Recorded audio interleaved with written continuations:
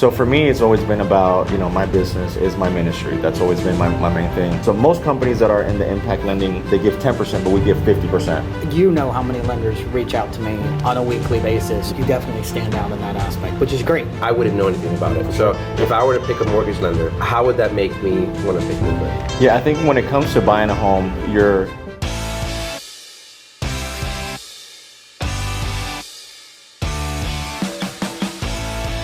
Hey St. Cloud, we're here today with Nelson Monge of Movement Mortgage. Nelson is a great leader in our community right now with City of Life Church.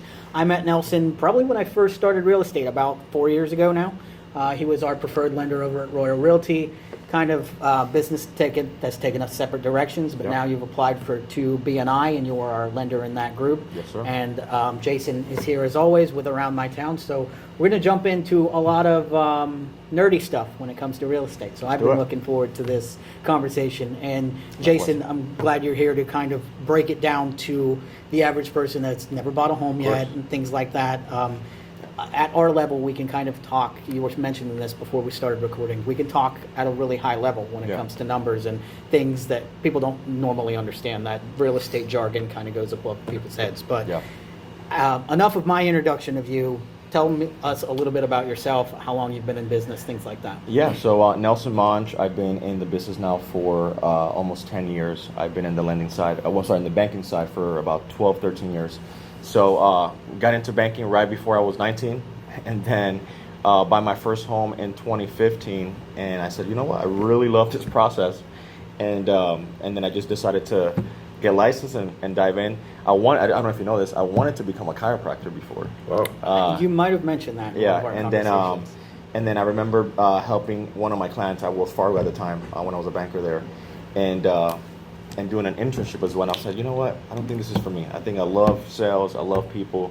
Obviously in chiropractic world, you deal a lot with people, but I numbers just kind of make more sense for me. So I jumped into that, and I've been serving the St. Cloud area for since I moved in 2015 here, and it's been a fun ride. So and I've been with Movement for altogether about 7 years. Okay. Yeah. And you said you've jumped around a little bit from company to company. What kind of aligned you with Movement? Talk a little bit about that. I know this story, but it's a good story.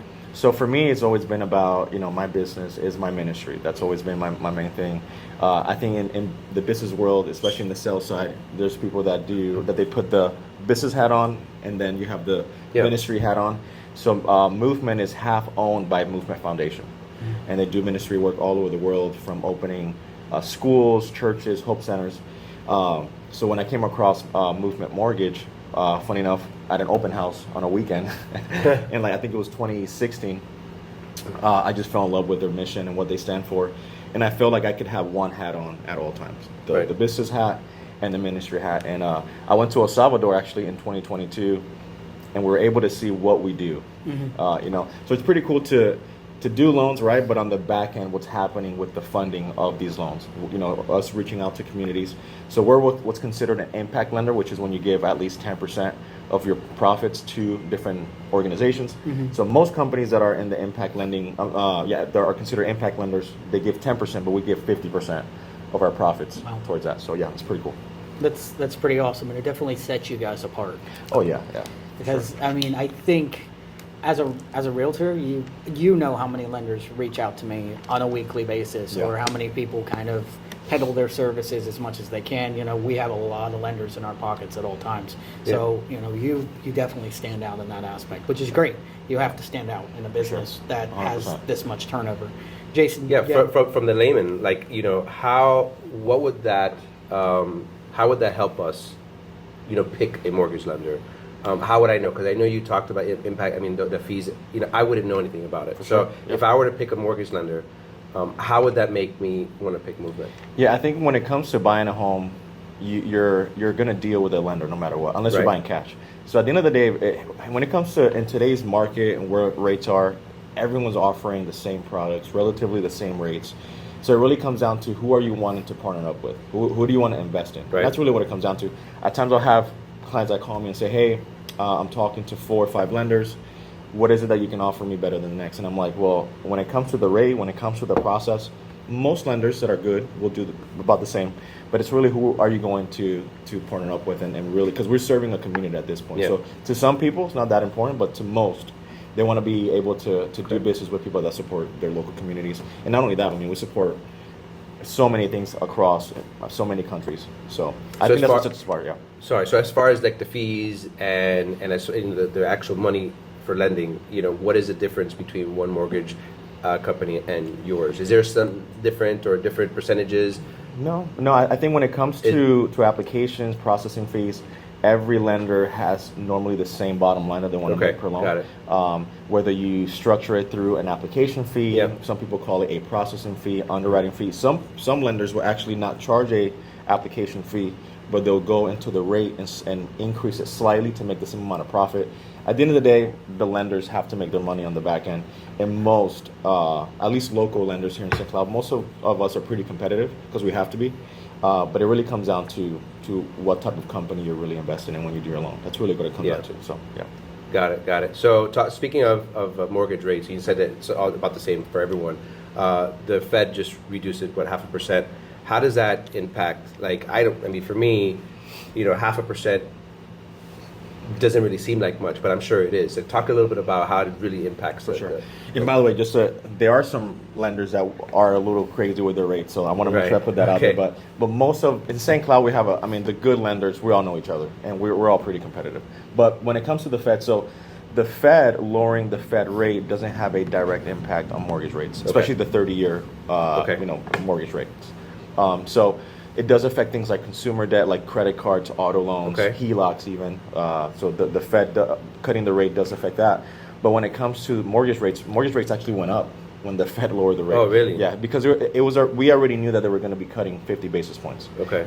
What really is going to, and every market is different when it comes to rates. Right now, the main thing that the market is looking at for rates to come down for mortgages is unemployment, job openings. Yep. Really, the jobs market. Unfortunate to say, but unemployment needs to go up a little bit more, and there needs to be less job openings for us to see the mortgage rates come down. That's really the main thing that they're looking at. Inflation as well, but at least me and most of the people that follow the market, the jobs market needs to lower a little bit. Yeah, but so for me though, looking at that, like the 50 basis points, and the Fed lowered, I immediately assumed For sure, yeah. that the mortgage rate. So that mean, can we clarify exactly what that means, if anything, for the mortgage rate? Yeah, I think that the Fed lowering the Fed rate simply lowers the rate. So banks have to borrow money from the Fed. So the way that the banks borrow money from the Fed, now that's going to lower by 50 basis points. So then those products that banks offer, like your credit cards, your personal loans, now are going to be lower in rate because now they're borrowing money for a little bit cheaper from the Fed. But it does not have a direct impact with the mortgage rates. Okay. So when is it going to get back to like 2.5 or 3? Like I have my mortgage. I don't know if we ever get there. In a way, I don't think we want it to ever get there. I love this question because it took COVID to take rates there, and we hope that we don't see that again. Actually, it was before COVID. My loan is 2.75, and it was right before COVID. Well, you to buy new build? Yeah. Okay. So we can get into this, but this is going to go into a whole other thing. But we're here, right? But we got time. And I'm going to just say this so it can make sense. So you have what's called the market rate, right? Let's say I'm going to make a number. Let's say today's 6.5. Okay. Some builders, I'm not sure where you bought and how you got a 2.75 before the pandemic. But please, we'll talk about that after this. Yeah. But normally when you see a builder market a lower rate than the market rate, is because there is a buy down. That buy down can cost 10, 15, 20K. I didn't have a buy down. But it's not included in the disclosures. Okay. It's purchased through the builder on the back end, so you're never going to see it. Got it. And it's added into the purchase price of the home. Okay. So if the home is technically $400,000, they might list it and sell the properties for $420 to have enough money on the back end to buy that rate down. So yeah, it's interesting to me when I see people push, the 4.99% rate at XYZ builder, and I know that they're adding the cost of that rate into the purchase of the home. So makes sense. But yeah, This is why your prices are so high. That's why your market, that's your what it market, is. your market average is so high. Now, I won't say any especially in builders, St. but Cloud. we all know who they are. But when it comes to your question about rates, when will rates come down? I think that in a healthy way, we are probably going to see rates come. I mean, we're starting to see rates at times hit the fives, depending on the credit score, loan program, down payment. But I think consistently being in the fives, maybe end of this year, early next year. But it's not going to be. It's going to be a roller coaster on the way down. It's not going to be a straight shot. Every report that comes out every month can affect so many things. Every time a Fed member says something hawkish, that affects mortgage rates. But the twos and the threes, I don't know. Let's focus on the fives first. Yeah, one step at a time for sure. Yeah, you don't want to lower it that much. I mean, I'm sure, for sure, yeah. that's going to cause a drop. It causes issues in so many Absolutely. ways. Prices, but not only that, servicing on the mortgage side can really be impacted because now you have, it just affects everything in so many ways. Yeah, agreed. And then I like to look at these things all the time. I do a lot more number digging than many realtors probably do. Well, I know you do. Long term. And to that point, if interest rates drop that low, there's already a pattern. You're just going to see that pattern traject upward, which is it's all going to be affordable. There's all going to be clamoring, and then they're going to be like, hold on, this isn't working. Yep. They're going to drop everything again. Your prices are going to be way up here, but your affordability is going to be way down here. Yep. And I see it already with people who bought homes, especially in Osceola County in 2020, 2021, 2022. Oh, yeah. If they purchased at that time at a reduced interest rate, but their income hasn't changed, they can't afford their mortgage right now. Yeah, So right. people are selling. I mean, you know this. Credit card debt's at an all-time high. Savings are at an all-time low. Yeah. Housing prices are at an all-time high. If their income hasn't changed, it's been relatively rough for them the last year.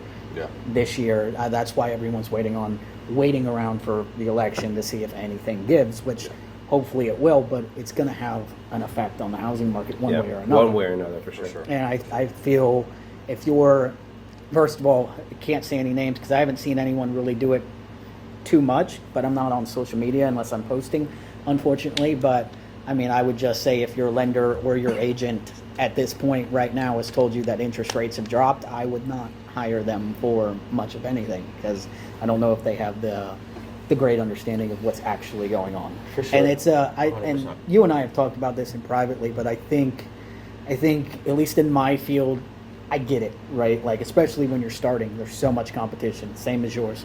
I think us agents really tend to have shiny object syndrome, and they put it out on social media immediately, and they just want someone to be like, "Oh, can you tell me more about this, and that?" I think that's a huge part of it when it comes to the interest rate. 100%. I think for me, I base my business in just good service, being open and transparent about where we are in the market. To some people, it's not the right time to buy. Right. Especially so many clients, and as far as real estate agents, at times we want to push people to buy because it's our duty to explain to them, real estate and the benefits of real estate. But you also don't want to put someone in a predicament where they can't afford their home. Absolutely.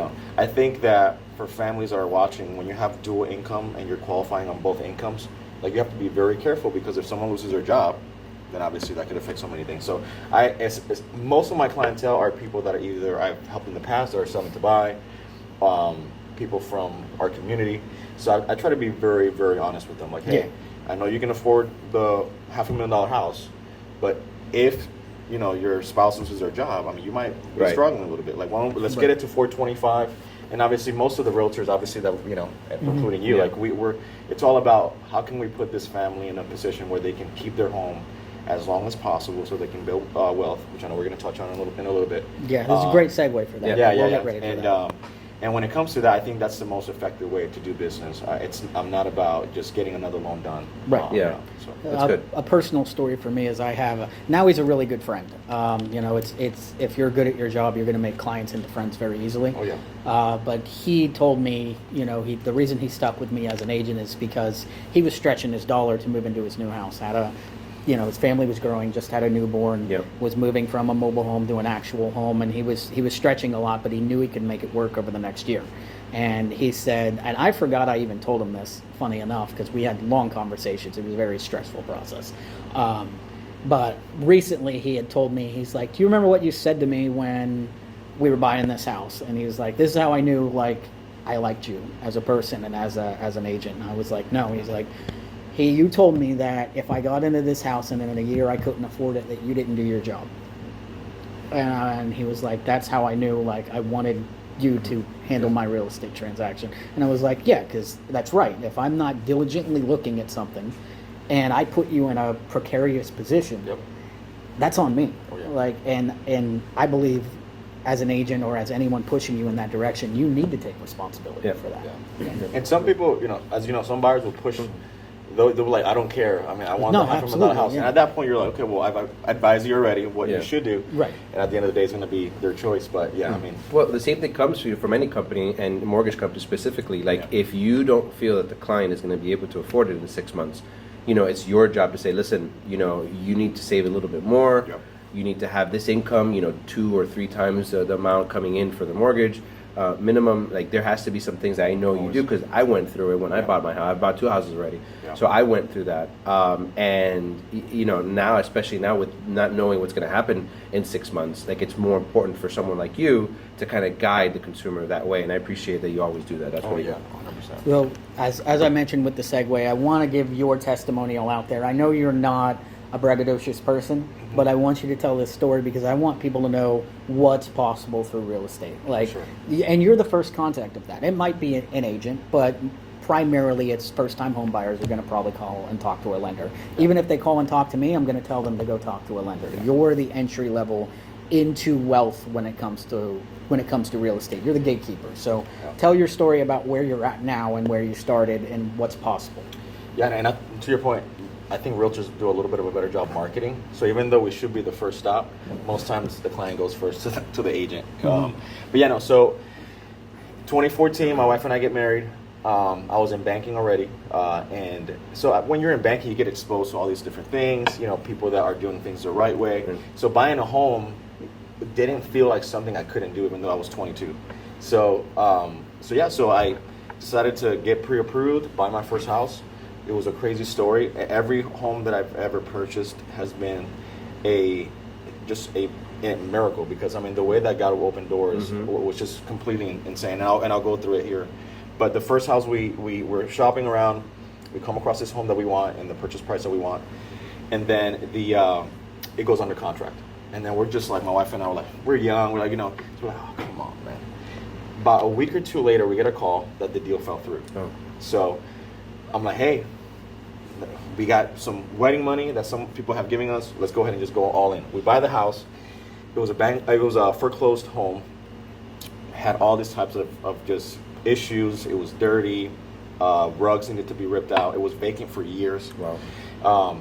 So we buy the house. We have no money, and we have to fix stuff. No. And I still remember I was at the bank, and I remember that the manager was in there, and a client comes in, and he's like shouting, upset, and he's like, yeah, I'm like, something happened to my account. I need to talk to someone. Like, with the manager not here, but I can help you. And during that time, we were authorized to like give certain like fees back. If they had gone a long time without getting a credit, so it was like a late charge that I was able to refund for the client. And then I remember him saying, "Hey man, if you ever need help, like I do tiles for a living." And I'm like, well, he didn't know that the day or the week before, I had gone to I won't say any names, but a flooring company here in town, and they the salesperson happened to be a pastor and also a salesman at the floor company. And me and my buddy Everett at the time, we were walking around and we're talking about church. And he's like, "Oh, you guys go to church?" I'm like, "Yeah, we go to City of Light Church in St. Cloud." And he's like, "Oh, I'm a pastor." He's like, "Hey man, don't buy anything. Text this number and tell them that the tile that you were looking at that you want." Long story short, it was an investor that was doing a flip, and they had all this tile. They gave it to me for $300. Wow. For the entire house. So I had to like get some of my buddies to go over there, pick up the tile, bring it back. So that was the week prior of this guy coming into the bank and saying, "Hey, I do tiles for a living. Thank you so much for helping me out." So we were able to get all the work done for minimal cost. Years later, we have 2 kids, and in 2019, and I remember we fell in love with this house, like a farm style house. We had to, I just knew this is the house for us, but we kept going back and forth, and we just couldn't agree on a price. And after 4 months, we go back, we submit a crazy offer, like $80,000 undervalued, and the seller happened to be in the back porch, and he told the realtor, "I had a dream last night that I was selling my home to a young family." and then we submitted the offer. Offer got accepted. Wow. In 2019, it was. I mean, the market was still pretty competitive. You know, not like it was obviously the last couple of years, but it was still competitive. So then now, when it comes to my property now, the one that we just bought 3.2 acres. Amazing. Off of Narcoossee Road, not on Narcoossee, but by a Center Lake Ranch. And I was cold calling last year, and I come across this seller that was selling their piece of land. Called. I jokingly made an offer last year. He was like, you know, absolutely not. That's too low. And then I look at it. I look at the listing again this year, and the listing is still active. So I go back to the seller. Seller, I guess, was in some kind of predicament. They needed to sell, and I got the property for about $280,000 undervalued. Wow. So and then with the equity of my previous homes, I was able to pull out equity and invest money into this piece of land. And when it's all said and done, I'll probably have almost $1 million in equity. So Nice. it's Good just for the power of real estate, man. It's one of those things where I hear a lot of people talk about it, but I'll be honest, I don't see a lot of people doing the work and actually like walking it out. And from a young age, I'm like, you know what? If I'm going to get into this, let me be the one to do it and see how it goes. And thankfully, man, the hand of God has been over me and my family consistently. So. But that's a great story. I mean, the thing is that we need people like you and you, Dalton, like to help with that, because, you know, most of us don't know that. Like, we think we're going to buy one house and that's it. Like, my wife is already saying now, you know, she used to do some real estate as well. We got to get an investment, you know, at least rental property. We have to have another one for our vacation property. Like, real estate is the key, and if we could do it, especially with the equity that we have now, you have to try. Like, we're looking at now, you know, we have like $300,000 in equity on the house that I bought in right before COVID, and it's like, all right, well, let's just sell and put it in a new house. But she's, you know, more like, why don't we buy separately, save enough to buy, and keep this house as a rental property, and then eventually sell and make more money on that one. So, but we need people that are in the business, and that's why it's important. So when you're shopping around, I mean, it's important to ask those questions on how are you going to help me? How do you impact, you know, society, people that don't know any better? And I think the biggest way, and I think the fastest way for, you know, the person whose salary works their 9-to-5 job to become an investor is, you know, you buy your first home, let it be an entry-level home in a good location. You live in it for a couple of years, then you can rent that property out, and then you can use that money to qualify for your next purchase. Now you keep building equity on that one, you purchase the next one, and then you keep doing that every 2 to 3 years. And before you know it, you can have 5 properties that are all paying itself. And that's really how, and I think the best way for that person who, again, doesn't want to become an investor or a flipper to just say, hey, how can I invest and be savvy? Is, hey, don't go all in your first house. You know, if you need a 3-2 home, don't buy the 5-bedroom home. Buy the 3-2, live it in for a few years, rent it out, and then go on to the next one. That's it. So there's rightfully gained a lot of excitement when people are buying a home for the first time, and it's rightfully gained. You know, and that's something I learned very early on is, well, for both sellers and buyers, it's like your expectations are way up here, and I respect it. I know. Bring it down just a little bit, because I have to look at this as a business transaction. I dealt with someone a year and a half ago, and it hit me as I was telling him, and he inherited a property, very nice property. It was a duplex, but he'd never owned a home before. He just happened to inherit it, and I told him out on his porch, and I'm bringing people to him to potentially buy, and me being me, I've talked myself out of more sales than I've talked myself into. I'm trying to educate him on, like, you could sell. You could also hold on to this for 10 years, and we got the lakefront project going on, and you could cash flow on both of these and go live your life, and then in 7 months in 7 years you can retire like you want, except now you're retiring and you've made money off this property the whole time. With appreciation rate being the way it is, you can sell now for $400 to $500, and you can sell then for $800, and you have cash flowed this entire time, and you could really actually retire and enjoy the rest of your life. And he's like, I'm really glad I met you. I'm like, so am I, because I would hate for someone to come in here and just talk you into selling because they want to capitalize. But my point is, we're out in front of his house, and I'm like, hey, you have to look at this as a business now. Like, if you own real estate, you have to know that real estate is a business. And you have to look at this, even first-time home buyers, I tell them all the time, I know you're not thinking about this, but you have to think about this as an investment. Always, 100%. Always. That's good. The other thing that I wanted to touch on was when it comes to renovation loans. I think that many first-time buyers, of course, when you're a first-time buyer, you want to buy your home and move in, right? It's comfortable. It's what most people do. But I think, especially as we're here in St. Cloud, and We have a lot of properties within downtown St. Cloud that need a lot of work. I think if I could go back, and again, I think I did a pretty, not me honestly, because I just kind of stumbled through the house that we purchased. But for most people that are going to be in the market for the first time, going into a home that needs a lot of work, you can get it for a much lower price, and then renovate the home. And there's certain loans that will allow you to renovate the home, add square footage. That home that's been listed for 6 months because it needs a new roof. I mean, like Right. that's such you can probably negotiate the most for that home, and all it needs is a new roof. It's Right. probably what, $12,000, $15,000 depending on the size. I mean, average square footage is heated is about 1,750. So altogether, it's a little over 2,000. The stats say the cost From what I know, that would probably be a $12,000 to $15,000 roof. Yeah. So I think if someone is not scared of the whole renovation part, I think that's a great first investment. And negotiate the price as much as you can on the down, and then basically if the house costs $250 and there's $50K needed to renovate, you have now a bottom line of $300, and you just put your 3% down out of the $300,000. So.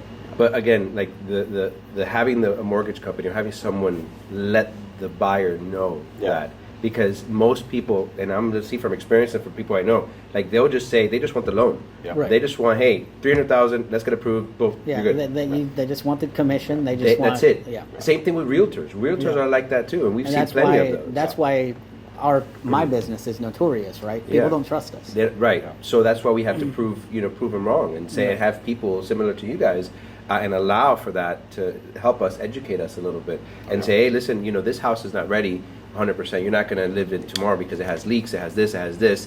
To your point, let's come down to 250 and put $50,000 for your renovation, because you won't get approved. Sorry, you won't get approved after 300. Right. Right. So it's up to, and this is great, and I love the fact that you guys do that. Oh, yeah.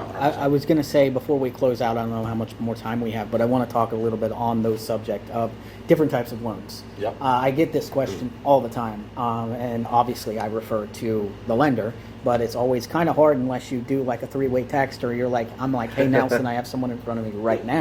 Yeah. Talk a little bit about your different types of loans, not just your renovation loan. I mean, your bank statement loans, things like that. I don't know if I have this.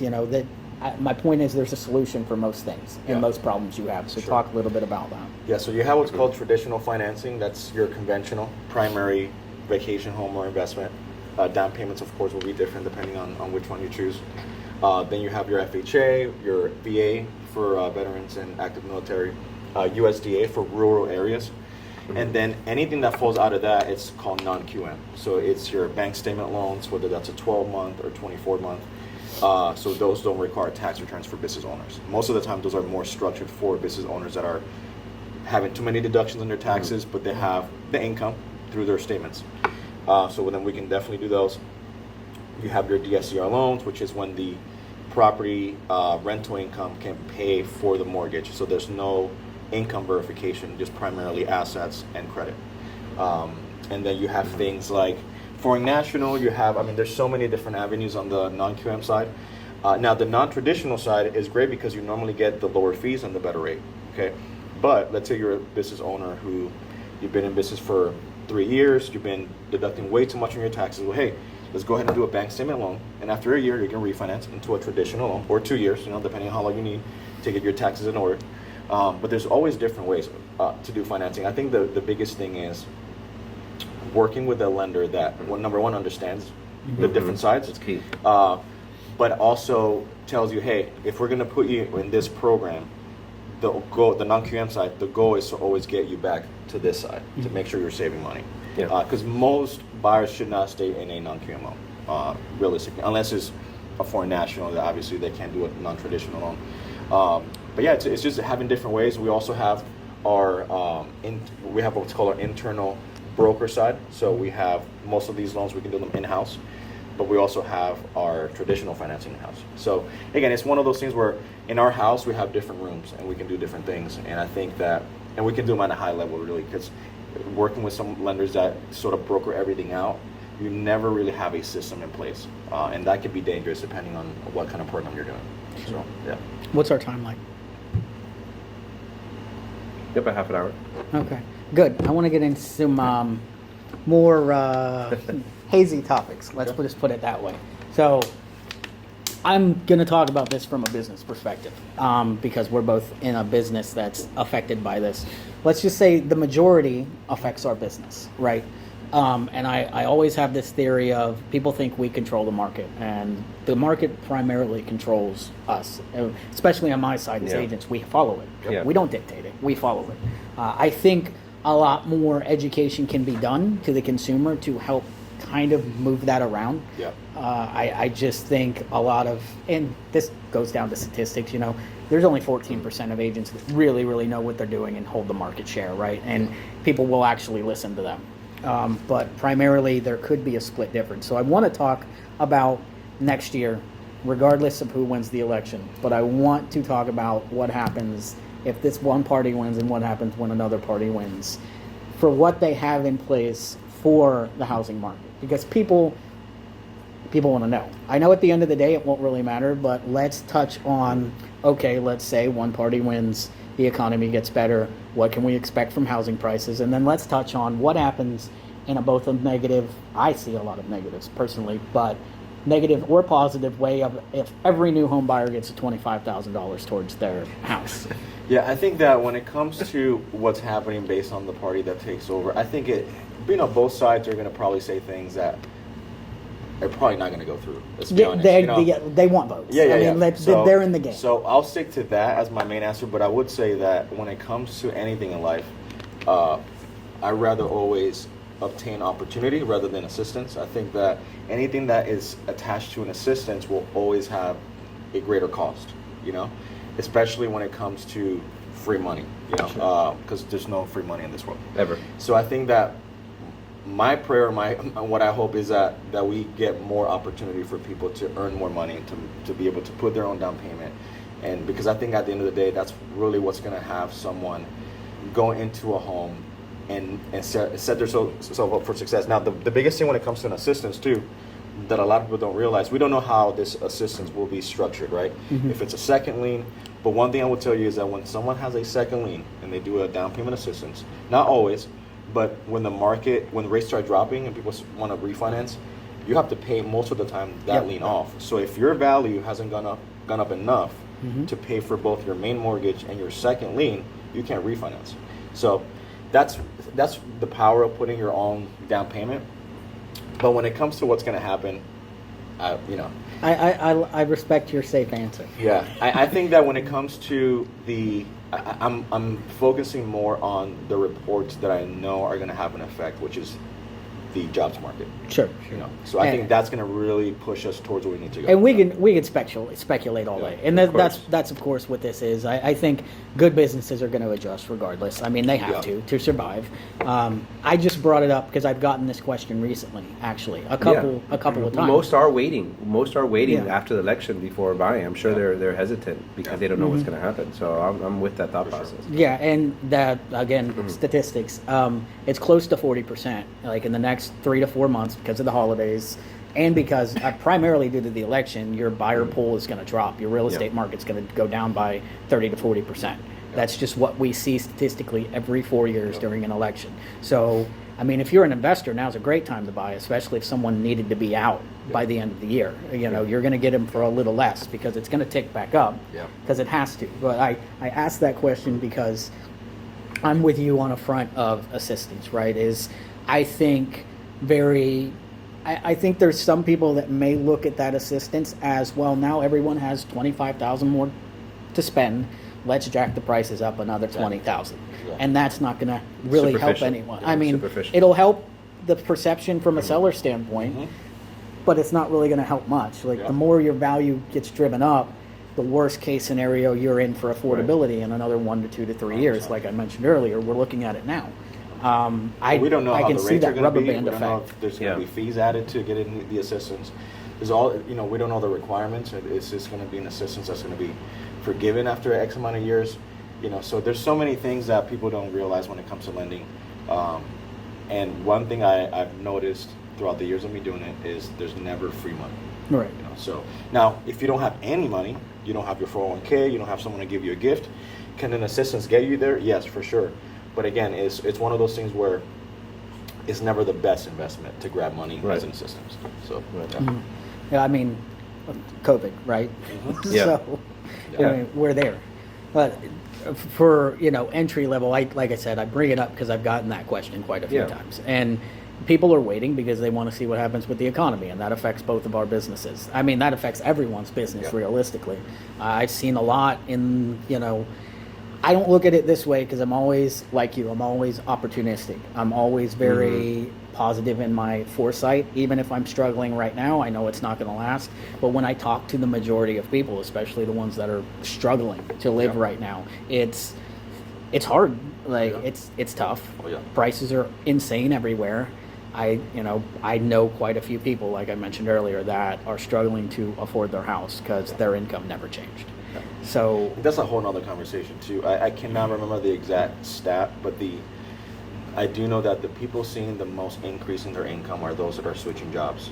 And I think that a lot of people, at times, if you're not trying to better yourself and stay in the same job, you're going to struggle. But I have those buyers that have been consistently either through education or growing in their company.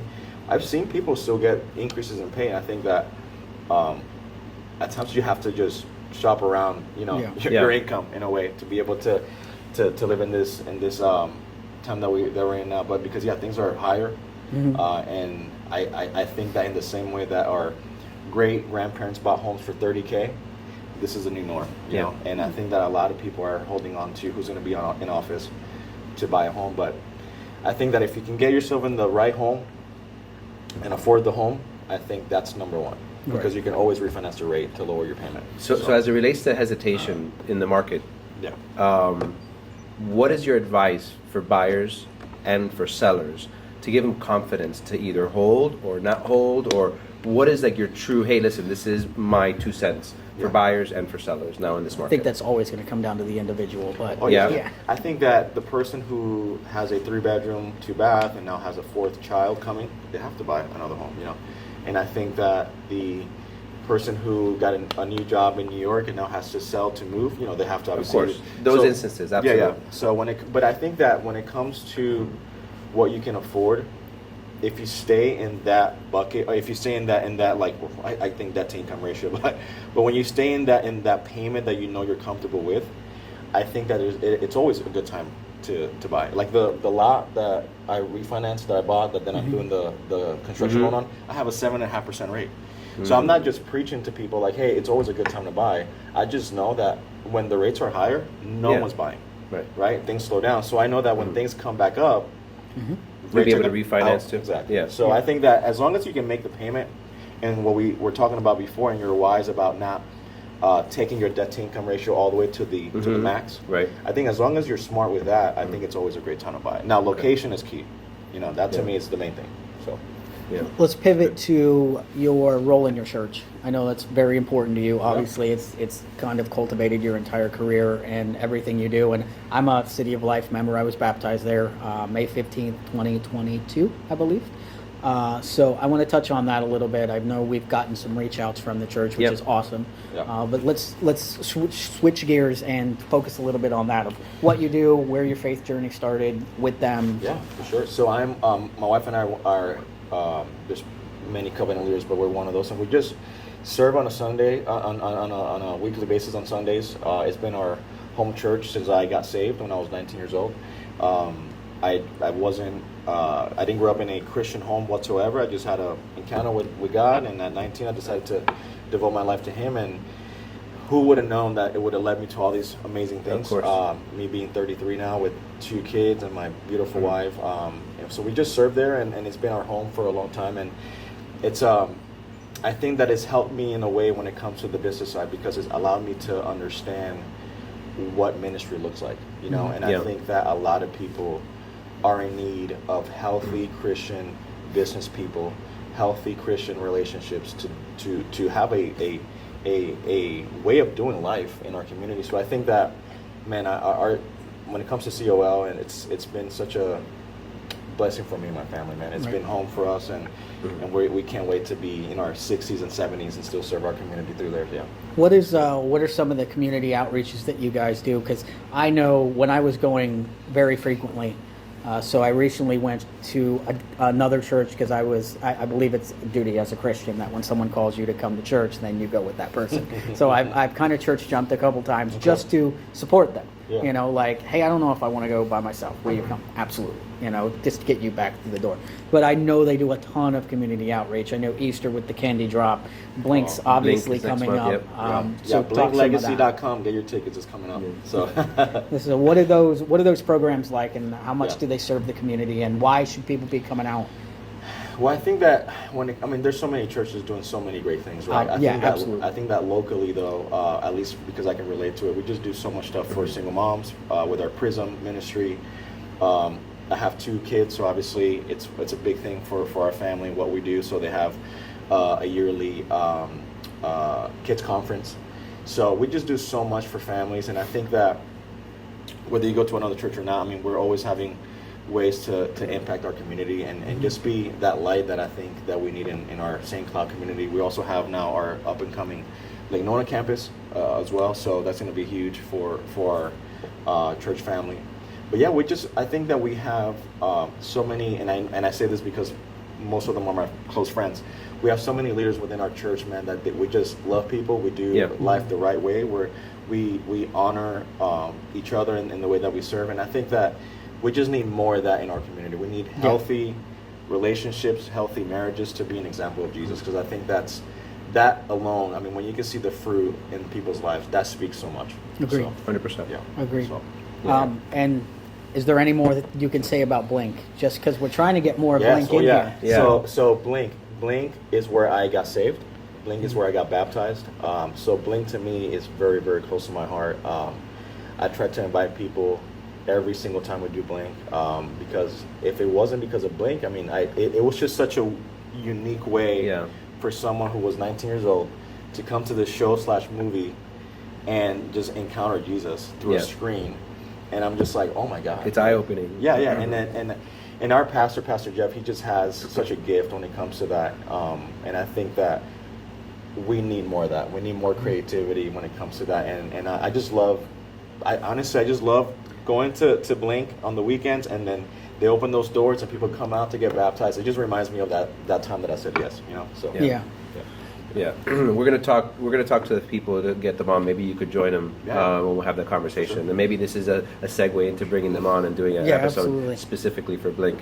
But I'm excited. I've seen it. It's great, and I think it's just impactful the way to help the community out, and it's just different. It's a different mindset, and it seems like brings you to like the Halloween element too. It's kind of scary a little bit, but in reality, when you get close to Jesus like that and you get saved, it's like, wow, look at the disaster of a life that I had or would have had if I didn't. So it's a great show. Yes. I'm going to put the dates on the app and also share it as well on the caption here at the YouTube video.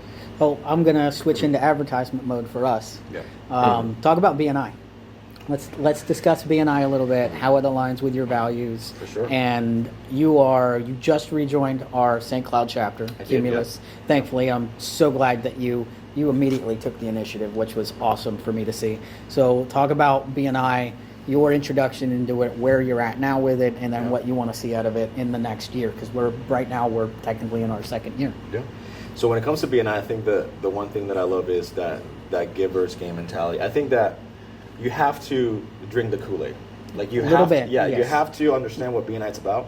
And I think if you are a person who's always wanting to get from people, you're never gonna. Number one is not the right way to do business. I call it the shark mentality, where you have to start from zero every time, because you can't. You fall under the being transactional versus relational. And I think that's what BNI allows you to do. It gives you that platform to be relational. Mm-hmm. And then there's nothing better than to sit one-on-one with someone and say, hey, what do you do? Oh, I don't know, I do landscaping. Mm-hmm. Okay. I'm going to get all the clients that I have, my friends, my family, I'm going to refer them to you. When you do that for someone, that's most people don't do business that way. Right. They first say, hey, what do you do? Landscaping, and they're thinking, okay, well, they can't give me business, because I'm in the lending side. How can they give me business? Unless they buy their home. But when I give something to someone without nothing attached, that creates a relationship for a lifetime. For a long time, yeah. And I think that's what BNI does. I think BNI, if you understand what it's supposed to do, mm-hmm. Number one, change your perspective and how business is done. And I think once you bite onto that and you understand it, then most of my relationships that I have now have in the business side Yeah.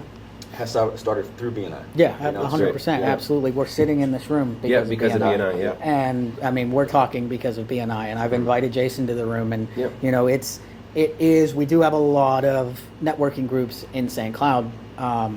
I would just say if your philosophy, because mine is a little more structured Yep. and a little more like, hey, you have to be doing your job, or you're not going to be in the room. And when I say Yeah. doing your job, it's you have to be giving. Yeah. You know, you have to be. And to your point, it's not just I'm going to give all of my referrals to you. It's what do you do? Lending. Oh, okay. Well, I'm a realtor, and I know A, B, and C in this home renovation.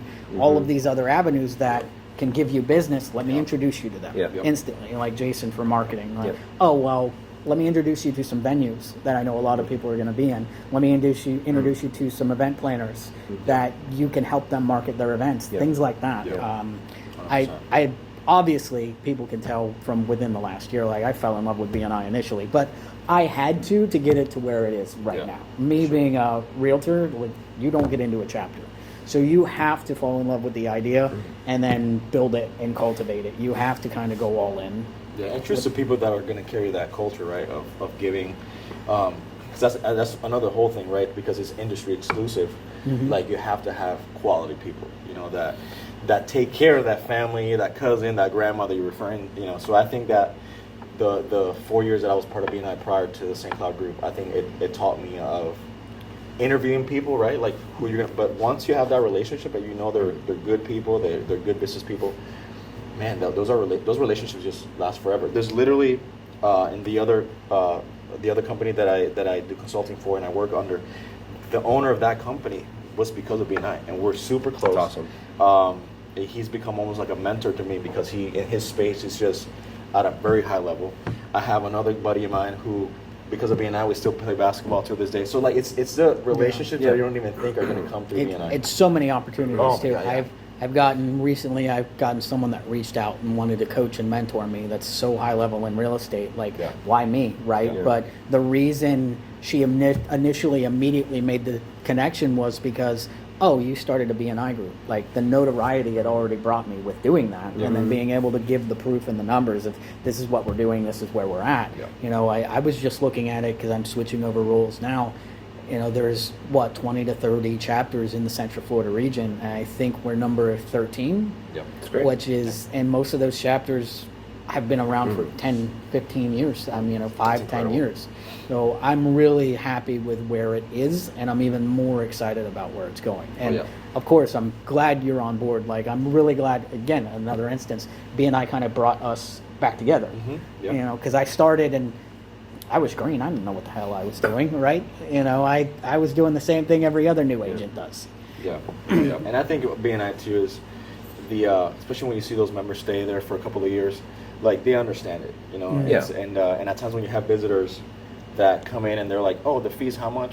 Oh, well, if it's that much, and they start almost like going through their room and saying, can I really get business from? And you just never know who the person that I know might just Right. be the Of course. person that you need for your business. Yeah. So, And you yeah. know, I'm the stats guy, so I read those stats off, and that, Yeah. and I preach it all the time. I'm like, if you don't understand your ROI in this room, I don't know why you're in business right now. Right. But I mean, I think the last numbers I ran them at like 1,400% ROI Yeah. for the little bit of a fee that you have to pay to get in there. 100%. But it's the investment and the payoff is extraordinarily 100%, high, yeah. especially with what you learn. I've learned so much. Being in the VP role, I had to run it as a business. So I think I learned more about running a business through BNI than my real estate. Oh yeah, for sure. I mean, you're dealing with other business owners, which is a whole other thing, you know. So Yeah. no, I completely get it. No, BNI, I'm excited about it. I was very specific when I left the last group. I said, hey, I want to be face to face. I wanted to be in St. Cloud with people from St. Cloud. So yeah, I mean, I think we're gonna do some damage, man. I think we're gonna put in the work, and I think we're gonna see some great things, especially from. One thing that I love, which I saw in the last group that I was a part of, is those people that are just starting off in their business and all of a sudden just take off. Yeah. Yeah. That's really good. So yeah, I'm excited to see that. I mean, Austin with 4 Aces is Yep. a testimonial Yeah. to how Yeah. just positive and beneficial BNI can be. Like, of course. he started with knocking on the Royal Realty real estate door, handing out flyers, just door knocking. Like, if you guys need anything, knowing, but smart of him, going to real estate offices. Yep. And I've seen him doing what he was doing, and I was like, I don't know if I have any houses you can clean out, but what I do have for you is an opportunity. Yeah. You know, and people that introduce you to opportunities are the best kind of Oh, people. that's right. And I That's say all- I'm that all about because I've been introduced to so many opportunities, you know. Yeah, I'm like, don't do the work for me. Don't give me. I just let me do my thing. But the opportunities is the number one thing. I Love think it. that's just what we need more of when it comes to the business side. When people come to the sales side and the business side, it's not easy. But if you find the right people to put you in front of the right people, man, some great things can happen. So, and I've seen it. So. Yeah. Anything else you want to cover? No, it's been a great one. I mean, I would love for you to give kind of like a 2-second, or 2-minute kind of like rundown of how they get a hold of you, your website, your phone where you're number. going to be. I know you're. Where can they find you? Yeah, so our branch is in 1418 South Narcoossee Road, St. Cloud, Florida. We're there Monday and Thursdays, and every other day is by appointment. Phone number is 407-301-3931. And I'm sure you'll probably put some info of mine with the business card. But yeah, we've been here for a long time. We are excited to continue to serve the St. Cloud area. So, Are you by like the Papa San's? I am in the building right before. Yeah, the 2-story building in the second floor. Oh, the older building, Yeah, like Corcoran yeah. Connect. Yep, on the same floor. Yeah, on the second floor. Same Yeah. floor. Okay. Yeah. Great. So- Great. Yeah, just give the information. We'll put it in the captions and we'll send it out. But I know this has been great, especially from the Thank you so layman much and for having me. someone that having understanding the market and stuff like that. And I appreciate this opportunity here to chat. Yeah, absolutely. I appreciate it. Nelson, thank you so much. Thank you so Yeah, much. Nelson. brother. Thanks so much. Thanks I appreciate man. you. Appreciate you. Just like and subscribe. Make sure you share it as much as possible. There's a lot of things in the market that people are going to be that need to be aware of coming up in the next 6 months. And Nelson's your guy to chat with. So please share it and like and subscribe. Appreciate you. And holidays are big for networking in business. Oh, yeah. That's where you can find most of us in this room. Is going to be networking events and things like that. Yeah. So that's Nelson, Jason, that's Dalton Albritton. As always, inviting you to find your way to live in St. Cloud. And thank you guys so much. Appreciate it. See you around.